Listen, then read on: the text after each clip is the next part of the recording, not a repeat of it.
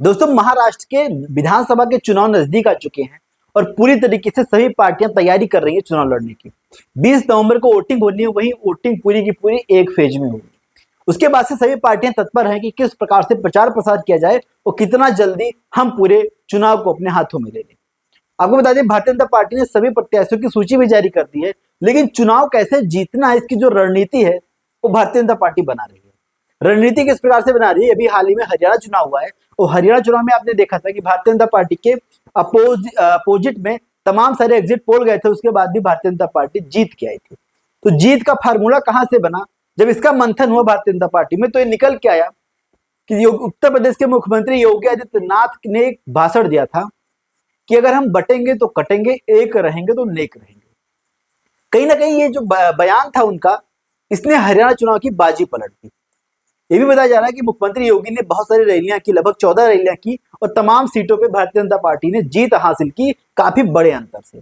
वहीं जम्मू की बात करें, जम्मू इलेक्शन में भी 4 सीटों पे योगी ने रैली की थी, तो चारों सीटों पे जम्मू में भी भारतीय जनता पार्टी को जीत मिली थी।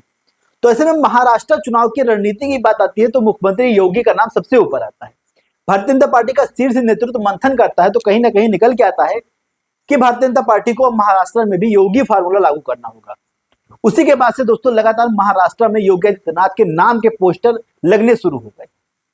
लगातार महाराष्ट्र में योगी के नाम के पोस्टर लग रहे हैं। पोस्टर में लिखा जा रहा है कि बटोगे तो कटोगे, एक रहोगे तो नेक रहोगे। कहीं ना कहीं भारतीय जनता पार्टी का ये जो फार्मूला है यह महाराष्ट्र में भी कामयाब हो सकता है, क्योंकि हरियाणा में भारतीय जनता पार्टी देख चुकी है कि योगी का फैक्टर कैसा चला था। फिलहाल महाराष्ट्र चुनाव में अभी हाल ही में विनय सहस्त्रबुद्धे, जो कि भारतीय जनता पार्टी के बड़े नेता है, पूर्व में एमपी रह चुके हैं, उन्होंने एक पोस्टर जारी किया अपने ट्विटर अकाउंट से और लिखा उस पे कि बटेंगे तो कटेंगे, एक रहेंगे तो नेक रहेंगे। उसी के बाद से महाराष्ट्र की पॉलिटिक्स में हलचल मच गई है। लगातार चर्चाएं हो रही है कि मुख्यमंत्री योगी का भी योगदान यहाँ अहम होने वाला है, क्योंकि अब सड़कों में भी पोस्टर लगना शुरू हो गए योगी के नाम के महाराष्ट्र में। तो योगी आदित्यनाथ का जो जादू है वो आज देश के तमाम राज्यों में चल रहा है। अभी तक नरेंद्र मोदी का नाम होता था कि कहा जाता था कि नरेंद्र मोदी के नाम पे भारतीय जनता पार्टी चुनाव जीत लेती है। जिस राज्य में मोदी रैली करते हैं वहां की चुनावी बाजी पलट जाती है, लेकिन अब यही स्थिति योगी के साथ उत्पन्न हो रही है।